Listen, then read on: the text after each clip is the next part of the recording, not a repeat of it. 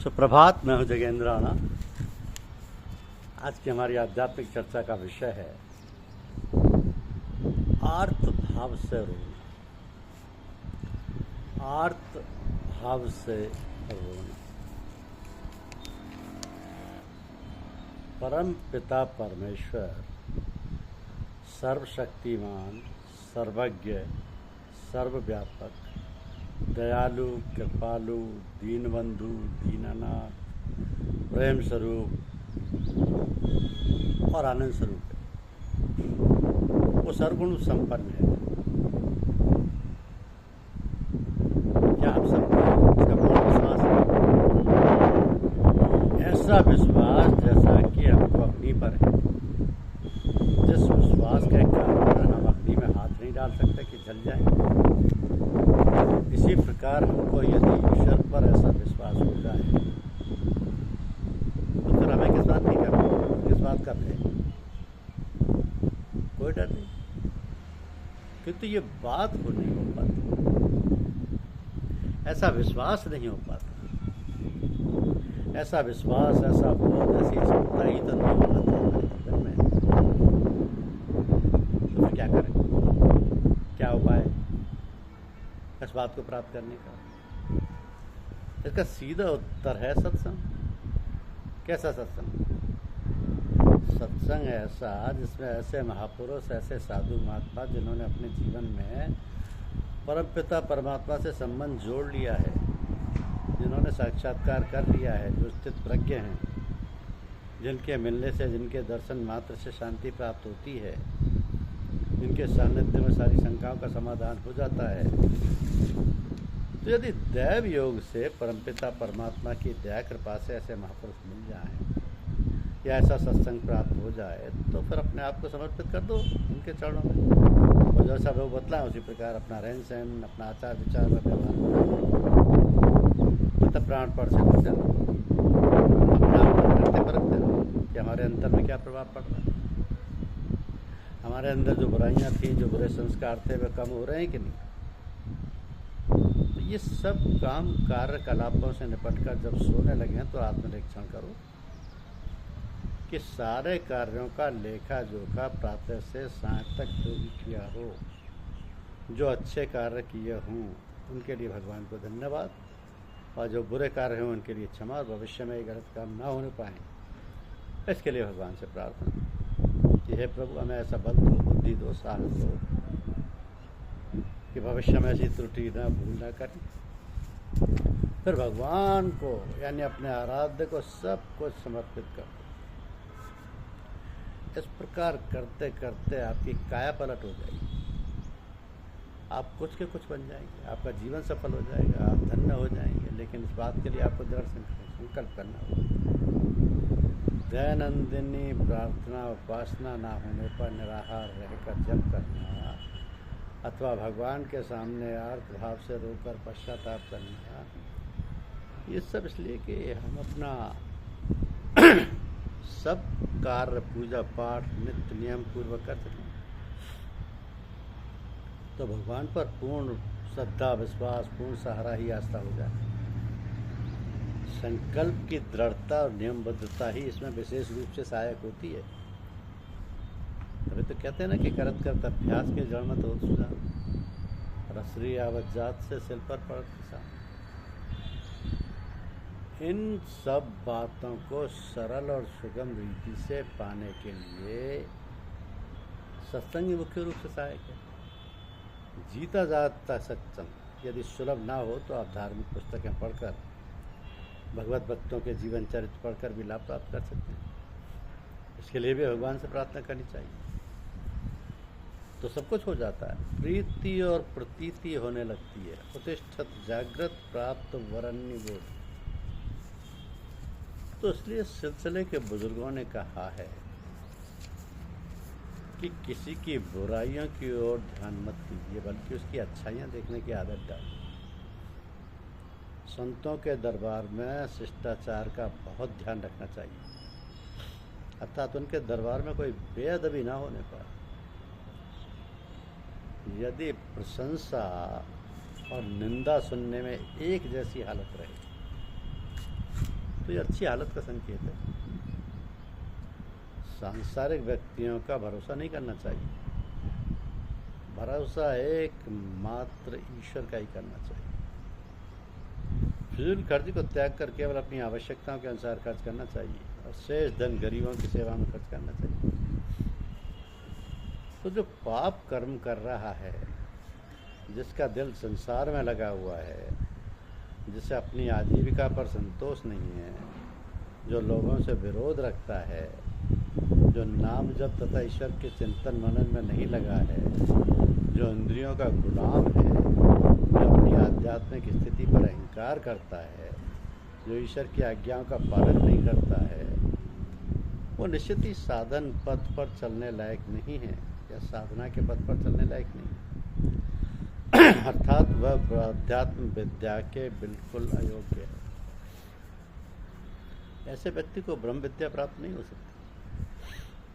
साधक को इंद्रिय निग्रह, ईश्वर पर भरोसा, भाग्यानुसार जो मिल जाए उसी में संतोष, एकांतवास, धैर्य और ईश्वर की ओर चित्त की एकाग्रता, इन सभी सिद्धांतों का अनुकरण करते हुए अपना संपूर्ण समय ईश्वर के चिंतन में व्यतीत करना चाहिए।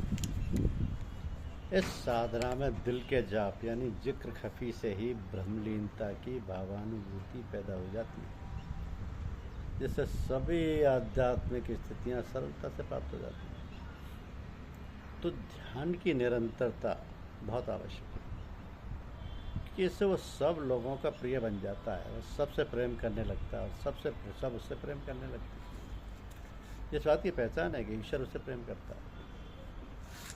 इस साधना में ऐसा आकर्षण है कि जिससे साधक जीवन के परम लक्ष्य अर्थात परमात्मा को प्राप्त कर लेता है। सद्गुरुजन 3 कारणों से आध्यात्म विद्या लोगों को सिखाते हैं। या तो ईश्वरीय प्रेरणा से वो ऐसा करते हैं, या अपने सद्गुरु के आदेशानुसार ऐसा करते हैं, अथवा लोगों की पतित व गिरी हुई दशा पर करुणा की भावना से द्रवीभूत होकर आध्यात्म विद्या की शिक्षा देते हैं। तो इस साधना पद्धति से लोगों को एक ब्रह्म की ओर उन्मुख होने की शिक्षा मिलती है। ईश्वर पर भरोसे का मतलब ये नहीं है कि जीविकोपार्जन के लिए आवश्यक कर्म त्याग दिए जाए, यह शिष्टता है। तो जीविकोपार्जन के लिए कुछ न कुछ कर्म करते रहना चाहिए। सतगुरु के हाथ में अपने को इस तरह दे देना चाहिए जिस तरह शरीर धोने वाले के हाथ में मुर्दा, ताकि वह आत्मोत्थान का कार्य उसके साथ कर सके। अब साधक को ईमानदारी से अर्जित शुद्ध कमाई का भोजन ग्रहण करना चाहिए। हराम को भोजन करने से साधक की बुद्धि कुंद हो जाती है और वह आध्यात्मिक मार्ग पर चलने के काबिल नहीं रहता है। तो ईश्वर की ओर उन्मुख होने की इच्छा ईश्वर की अहेतु की दया कृपा से प्राप्त होती है। ईश्वर भक्त वही है जिसकी दृष्टि का केंद्र बिंदु एकमात्र परम पिता परमात्मा है। अनासक्ति का तात्पर्य यह है कि लौकिक और पारलौकिक सभी संपदाओं से दिल विरक्त हो जाए और हर क्षण उसी परमात्मा की ओर बेचैनी और व्याकुलता बनी रहे। गुरु और शिष्य दोनों पर यह साधना निर्भर करती है। जिस तरह रुई आतिशी शीशे के समान होने पर सूरज की गर्मी प्राप्त करती है, उसी तरह शिष्य का हृदय सद्गुरु की तवज्जो यानी आत्मधार प्रशिक्षण शक्ति से परमात्मा के साक्षात्कार रूपी गर्मी को प्राप्त करता है। अब मन की प्रसन्नता से बाहर आना और ईश्वर की प्रसन्नता में प्रवेश करना तथा ईश्वरीय आदेशों का पालन करने को ईश्वर के प्रति समर्पण कहा जाता है। यही तो समर्पण है। आज वर्तमान समय में जितनी भी शक्तियां हैं सब साधना से ही प्राप्त होती हैं, सब योग से ही प्राप्त होती हैं। तो उनके लिए जितना भी प्रयास किया जाए उतना कम। क्या होता है कि प्रत्यक्षानुभूति और केवल मुख से कहने में आकाश पाताल का अंतर है। अज्ञानी व्यक्ति भी नाना प्रकार के ज्ञान की बातें कहता है, तोता भी इस तरह रख लेता है। मुंह से कहना एक बात है और अनुभव करना दूसरी बात है। तो दर्शन, मतामत, विचार शास्त्र, मंदिर, संप्रदाय आदि अपने अपने स्थान पर ठीक है, पर प्रत्यक्षानुभूति होने पर ये सब पीछे छूट जाते हैं। जैसे नक्शा अच्छी चीज़ है, पर नक्शे में अंकित देश को स्वयं देख कर आने के बाद यदि नक्शे को फिर से देखो तो कितना अंतर दिखाई पड़ेगा।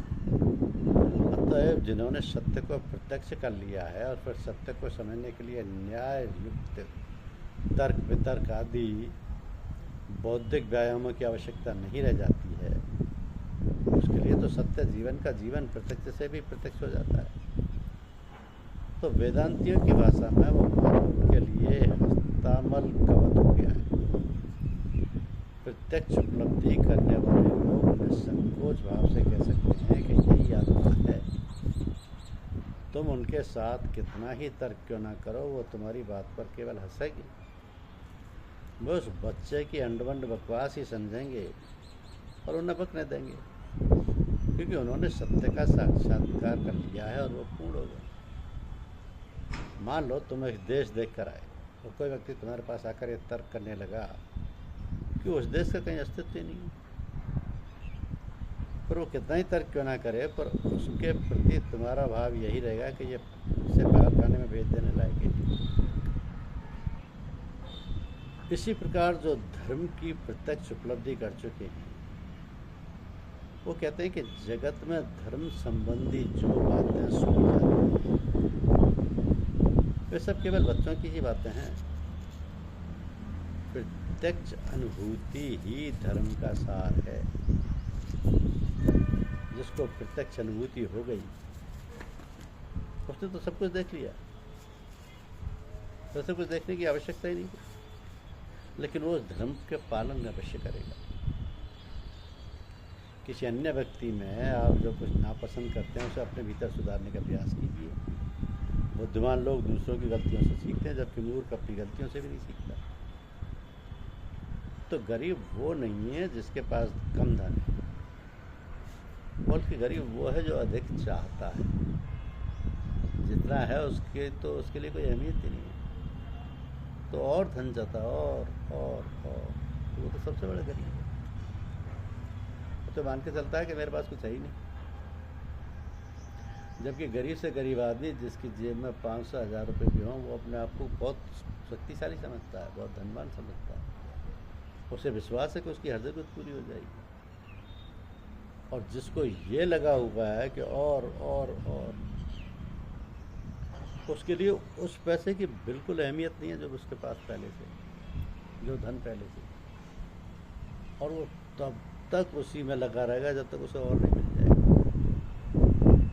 हालांकि उस और से उसे कभी संतुष्टि नहीं मिलेगी, ना कभी तृप्ति मिलेगी, वो तो अनंत है। ये लोभ लालच तो अनंत है। आलोचक पैरों से हीन वो व्यक्ति है जो दौड़ना सिखाता है। आलोचक खुद नहीं दौड़ता, दौड़ना सिखाता है। आलोचना करने से आपको आपके अपनों का पता होता है, आप उन्हें दूर करते हैं, आपको सही करके आपको सही बनाते हैं, सज्जन बन जाते हैं आप। अब सज्जन होने का क्या तात्पर्य है कि धन्यवाद देने में प्रथम और शिकायत करने वाले। तो ऐसे व्यक्ति बनिए जो अपने आप में आदर्श हो, अपने आप में आदर्श हो।